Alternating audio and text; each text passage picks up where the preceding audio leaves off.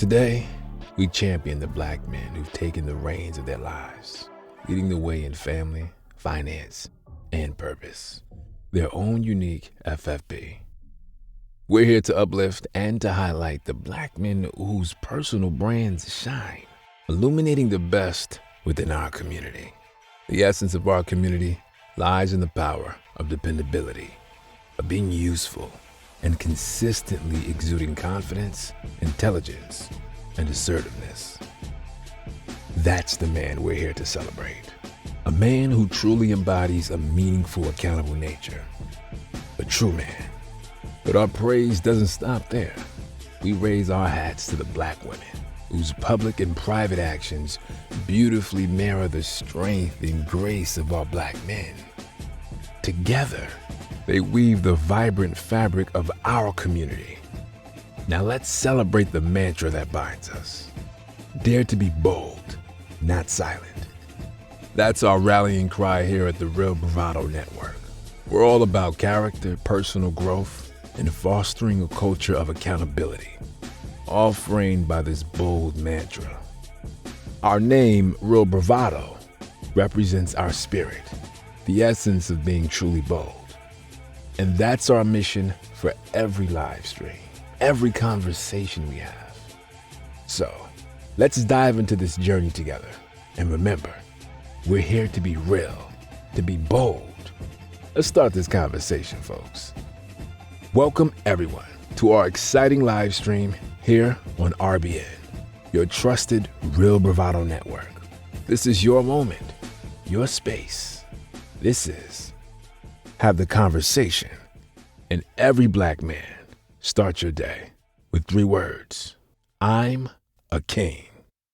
I'm a king cause I do what I want and what I need. I don't need to nobody, I'm busy doing my thing. Mess with me and you could get forgotten, just let it sing.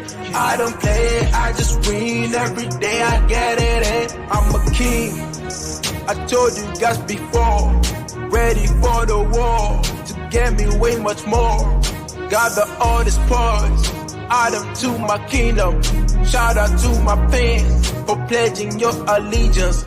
You get a reward, the best flow you've ever heard. I don't be mixing with birds, I'm a lion on the surge. Always pushing to the edge, facing arrows, never scared. For my greatness I'm a servant, only under myself. I'm a king cause I do what I want and what I need. I don't need to nobody, I'm busy doing my thing. Mess with me and you could get forgotten, just let it sing. I don't play, I just win every day, I get it in. I'm a king cause I do what I want and what I need. I don't need to nobody, I'm busy doing my thing. Mess with me and you could get forgotten, just let it sing. Hey guys, how do you think that went? That was a hot one, man. For real. Oh, you muted. You muted, Miss Betty. There we go. Put a hot shot over everybody's bow, dog. Hey. But listen, this is why we having the conversation, right? We're not, bashing anyone. We're saying, look, this is the information that we're getting, right? This is the stimulus that we're going off of. Y'all said this. This wasn't some random other said, oh, we've heard that black women feel this way. We are getting it from the source. So We're not here bashing anyone. We are just responding to the fact that they feel we have a lack of ambition. And I don't, the last time I checked, the major sports leagues, the major professional sports leagues are filled with black men. Yep. Where does getting to the top of your sport equal lack of ambition? Where does getting to the top of anything equal lack of ambition? Right. I mean, you could be a black man at the top cop in your city. Does that mean you lack ambition? No. Because you're not governor? Because you're not the mayor? right? Is that what that is? And that's why, when you were talking about the household numbers, and I appreciate those numbers, right? 68,000 for a 2-family household, 45 for the black man, 36 for the black woman.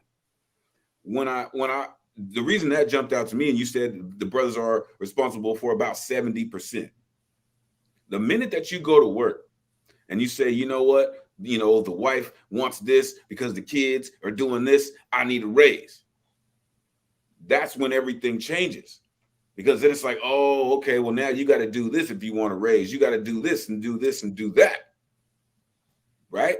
So then it's okay, well, we can't afford you doing that because we need to keep your money flowing at this level. Yes, we want you to have more, but I can't afford you to miss a week to go get training so you can make $90,000 next year, right? Because we got to make sure that you're working every single opportunity that the damn doors are open. You going in there and making some money. Mr. Elemental, guess what? I just did the numbers. If you take her money, your money, we are 81,000. See, we're arguing about the wrong shit. This is the toothpaste damn conversation, right? We're arguing about toothpaste. If you're arguing, you know what I'm saying? We're 20 grand more than them, but they got $100,000. I know y'all are tired of hearing me say this, but damn it, here it comes again. This is the master racist master plan in action. We do not believe that together we are much more powerful. But they got 100 grand. The numbers don't lie, clearly. Nope. Yep, they got 100 grand in assets. That's because they're together. We got together collectively, we got $1,400 in assets, and that's all coming from us. Also, I think that has to do with the lack of information. And let me tell you something. When I first read that zero number, I didn't believe it either. Zero. I said that can't be true. That shit can't be right. Honestly, I was thinking that you were going to say the 14 for women, and you know what I mean? Us around maybe 18. Yeah, I was going to say nothing that drastic. Nope. I called them. Yeesh. I was so dumbfounded.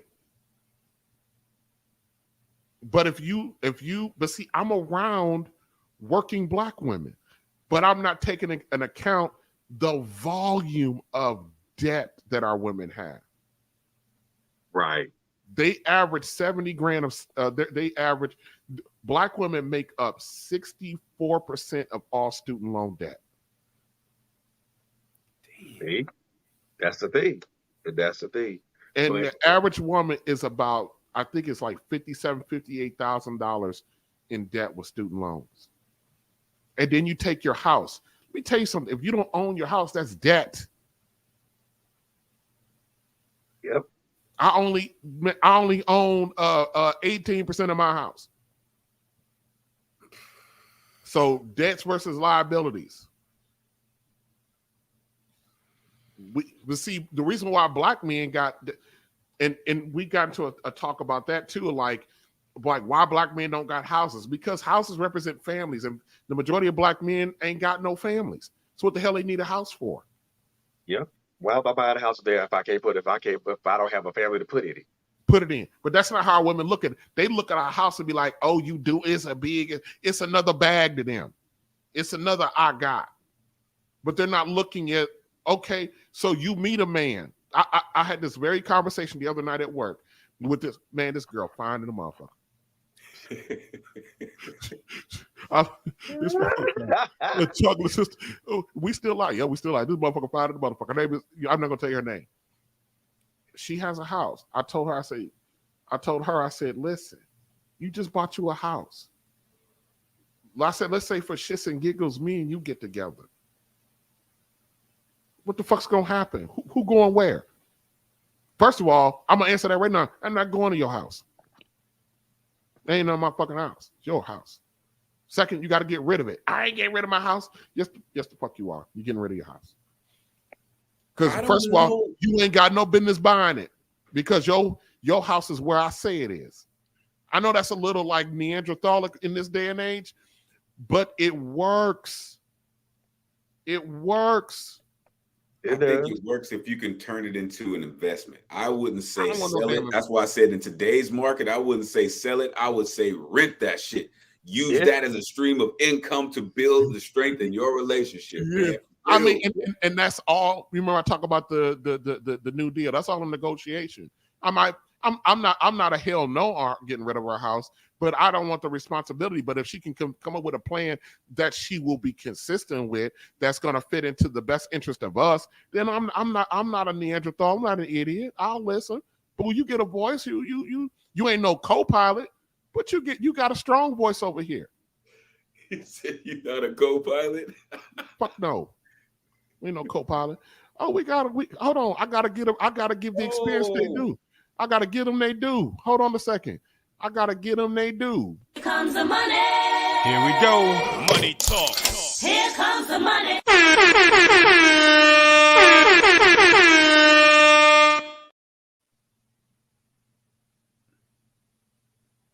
I like what he said. Yeah, that's heavy. That's the perfect question. The perfect, yes, absolutely, yes, yes, absolutely. Yes. No, that's not it. The experience, he says, has the bus driver or 50K man invested his money? Have the rentals, etc.? I know plenty who do. Much love, bro. Great conversation. Remember, we need each other. Don't believe the hype. Absolutely. Brother slid in with the 20 ball. I mean, come on, man. Come on. I like man. what he said. That because it's factual and it's relevant. You know, even in with the 20 ball. Even more so the part that we remember that we need each other. We do, but like I said a couple episodes before, how the hell are we gonna even get to the point of us needing each other when the divide between us is so fucking far? I can't. How can you bring balance to me if you ain't balanced your damn self, and vice versa? You heard what I said at the end of the stream, man, about Eboni Williams. I'm not trying to be like mean or rude or to our women, and I'm gonna deal with this tomorrow when I talk about He's Your Queen. I'll get into it a little bit here. How many people have messed up their blessing because they won't shut the fuck up?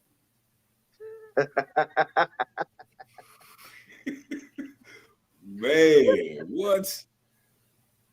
Shut up. Sometimes you just need to just shut up. Be quiet. And our women sometimes, and I know they don't want to hear, but you're going to tell me. You just need to, y'all need to just shut up sometime. You'll be amazed how much and how far you can get if you just shut up. I mean, you know that old adage, right? That's why you have two of these and one of these, right? Right. You need to listen twice as much as you run your, quit bumping your gum so much and just pay attention. And that goes, listen, that's not just for women. That's for people who are in situations that need to learn something, right? Instead of thinking that you got all the answers, how about you listen, right? How about you find out why those numbers are so stark? What the brother is talking about. Are they investing their money? Right? We do need each other to learn about financial literacy. So we know the difference between assets and liabilities so we can actually start raising those damn numbers. But do we believe in financial literacy? Nope. Our women seem to be comfortable with a life without us. I can't imagine a life without them. So I don't understand how they don't view it like we do. We all know that we all know that some of them are not all of them. To those some of them, and I'm talking directly to y'all, some of them, move the fuck around. That was beautiful. I like that. Yep. Directly to y'all, some of them. move the fuck around, because if you tell some of y'all that say that y'all don't need us, cool. Move around, be by yourself, do whatever the fuck you want. Just don't bother the good dudes that want to be that water woman. All right? Peace. See you. Don't want wish I all want to be. Listen, I don't think that I don't think that men and women were designed to be without each other, right? I think people who come together, they come together for a reason, because it's natural. You know Right. what I'm saying? When you start going against the natural order of things, that's why we have to have these conversations, right? Because somebody has made you to believe that the person that was designed for you is not meant for you, right? It doesn't matter, right? Because listen, I'm sure both of us, all of us could be sitting here, everyone who's watching could have a conversation about plenty of people, whether past, present, or future, who made $20,000, $30,000 a year and had great, long-lasting, successful relationships. Facts. You gotta find the ones that's not on the internet, bro. Man. Yeah. I mean, you know, unless you want bag chasers, you know what I mean? Which is great. You know what I mean? If you're chasing the bag, you need somebody on your team like that. But if you're trying to build something more, you know, then you got to do all these things that we're talking about, right? Educate each other about financial literacy, right? Find out why these numbers don't add up to more and more Black families going above the middle class line, or at least being comfortable above the poverty line. If these numbers hold true, then the problem is not our financial wealth possibilities, right? It's about how we are using our money, how we are using our power as buyers, as consumers, right? If we're making this money, where is it going, right? Because we know how heavy Christmas gets, right? And Thanksgiving and all that, and billions of dollars coming from our communities in those holidays, right? If these numbers track, why are we still struggle as a community? There you go. Because we're not together. Which We shouldn't be. Look, we in the same damn boat. You rowing forward, I'm rowing. She rowing backwards. And we wondering why we going in the damn circle. Like, the divide between the gap between us is like, it's hella large, man. And we as men, Black men and Black women, I put like this, and I'm just gonna say this to just be straight up with it. If we can't realize that this damn gap is big as hell, and if we don't try to do what we can to fix that rift, then we gonna continually to be out of sync, out of place, and disconnected and discombobulated and apart. We're gonna go extinct if we don't do something. Ooh, yeah, that is true. That's facts, bro. That's facts. Ooh. Bringing in the Busta Rhymes, are we facing an extinction level event? Right? Right? Possibly. Like, Quite possibly. I think it's been in play for a long time, right? Yep. But I think now we're seeing it more. To touch on the thing that you mentioned, though, about, you know, Black women having 60%, you know, having this student loan debt, it also tracks with them not being the highest wage earners. So yes, they may have the education, right? They have the student loan debt, but then they get the job and they're not making as much to kind of do away with the student loan debt as fast, you know? So this is why I say we need each other, right?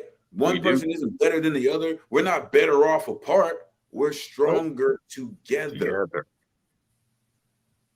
And if we realize that, we will be a very powerful, like you said before, man, we could be a powerful force. But this was even the story I told, I didn't tell everything because you know it's hard. It's hard. It's hard because it's like every word that I said, all I kept hearing about, you not ambitious. Our ladies have no idea. By the time they meet you, they have no idea of the darkness you walk through. Very true. And you walking through that darkness and don't even know why you're walking through it. You're walking through that darkness and don't know if it's ever going to be any light. You're walking through that darkness let me tell you something, on a hope that it might get better, even though you can't see nowhere near through it, but you walk through it anyway. but you ain't got no ambition. I remember those days. Those were just some of the rough days. That was just the beginning of the rough days. Man, when I was locked up, man, I ain't never been no handcuffs, locked up in jail. Man, in jail. Yep. It was how embarrassing. My girlfriend at the time I met her my sophomore year of high school. We were together all the way through senior year of college. She was East Indian. Her parents absolutely hated me. Hell yeah. Of course. And you know Hell why? Yeah. And you know why? They absolutely hated me. One, I was poor.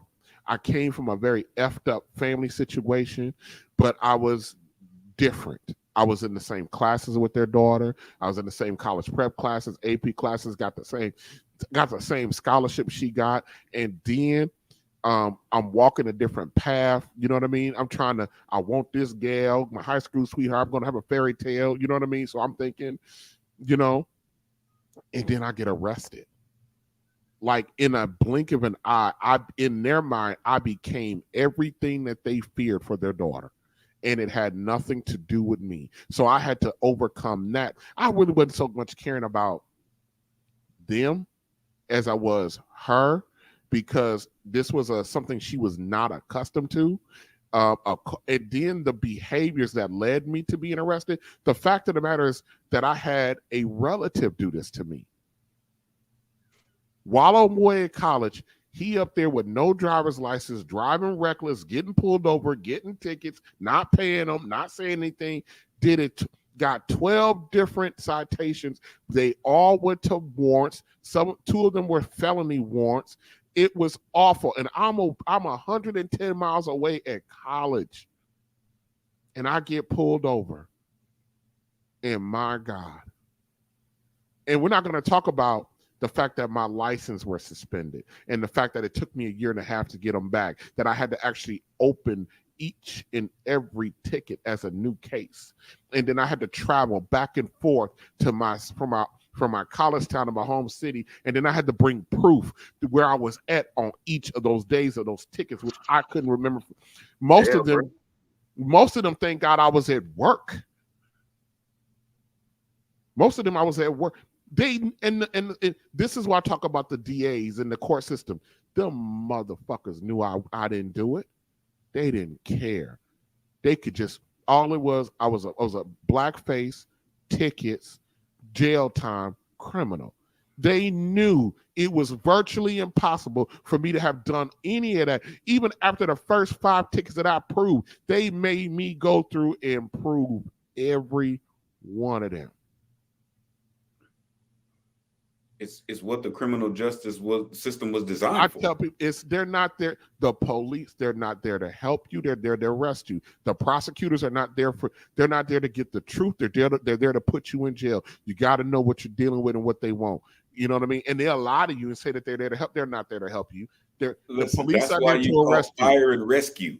That's who helps you, right? Bacon are just basically glorified cleanup crews. Yep. I had a relative, my relative did this to me, and it just, and then going through that, and then losing. I'm in college, $10,000 a semester. How am I raise $10,000 a semester? No place to stay now. Just only way I can eat, I get a job at a restaurant, and then my manager knows my situation. So you know how badly I was treated, right? Because I couldn't say nothing because I needed that job to eat. Not to buy food to eat, because you got free meals, right, for working more than 4-hour shifts. We're not going to talk about the fact that he would cut me at 3.5 hours so I couldn't get my free meal. Damn, bro. But this is the stuff that our women don't know nothing about. They're talking about not ambition. They hear us complain about those things that you're mentioning right now. Huh? They hear us complain about those things, you know? I can barely do this because this cat's, turning me away, or this cat only wants to pay me $5 an hour when he paying the other cat 12. Like, what am I supposed to do here? Right? They hear a lot of our complaints because we are up against it every single day. They don't get it, man. They don't get what we walk what we continue. I'm thinking like $50,000 a year. They don't understand what it took for me to get to a 50,000. Man, they don't remember, man. They don't know about me having back when you can turn in soda bottles for money. Me going around doing that so I can get some change or some gas in my car or some ramen noodles and stuff. They don't, man, look. They don't, but you're not ambitious. You know what it takes? That's humiliating, degrading, and then you. Most of our men out here don't have their fathers to lean on, or somebody to lift them up, or somebody to talk them through that process, or how to get through it. You feel most of our guys out here, man, in our generation, we had to figure it out on our own, but we're not ambitious. They're looking at me being a caseworker for the Urban League, and because I only make $47,000 as a caseworker, but yet the Urban League wants me to have a grad degree for that $47,000, but you're not ambitious. But I'm out here helping your baby daddy stay out of jail and get a job, so you can have a couple dollars to help support that fucking crumb snatcher that you give for this dirty dick motherfucker that I gotta help serve. And I got some compassion for him because he is a brother, but I'm not ambitious. And I'm not talking about me. I'm not just talking about me. When I'm talking about my story, I'm telling every brother's story. You're not flashy, man, and that's the problem, right? We're talking about not simply the definition of ambition, but like we said, how it looks to you, right?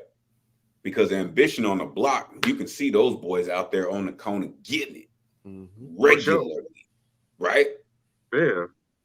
Sun up to sundown, they out there getting it. For some people, that is the image of ambition. You got nothing, so you hustle harder than everybody else. Sometimes ambition doesn't look like khakis and a polo going to work every day. No. Yeah. But ambition shouldn't always be traps. It'll always be trap boy images either. Right. Because the trap boy image leads to a Department of Corrections number. There you go. Right. And we ain't talking about ambition coming from the, crime university, right? Nope. Shoot. Cautionary tales, man. Shit. I tell you, here. The look at the last season of Snowfall. That'll tell you right there. Look at the last season of Snowfall. How Franklin came from that and fell hard. Yeah. All right, fellas, it's not, well, you out in California, Elemental, it's still 6 o'clock in the evening out there almost. The sun's still up where you at. Man, it's bedtime over here. Yeah, Frederick, where you at again? I forgot. I'm in Georgia. Are you in Atlanta? Like 10 minutes from it. 10 minutes from it.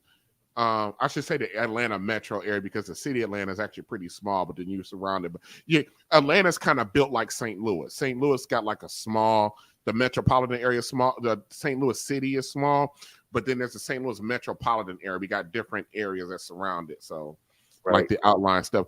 I got a cousin that lives out in Covington. Oh, damn. Out there in the country. yeah. I actually come down there twice a year, so my summer pilgrimage is upon us. So when I'm on my way there, Frederick, we definitely gotta connect when we're on the way there. Let me know when you get down to Covington. Like that, that's not too far from where. That's not really far from where I am. That's just past what is that? That's past College. Westbrook, yeah. Oh, I know where you at. You in Newton County.